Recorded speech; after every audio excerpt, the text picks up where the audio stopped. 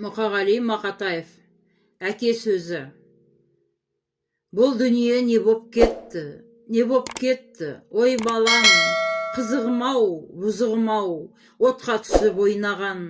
Жатсам, тұрсамдағы тағдырыңды тағат таппай ойланам. Қайда кетіп барасың сен? Қой балам, қой балам.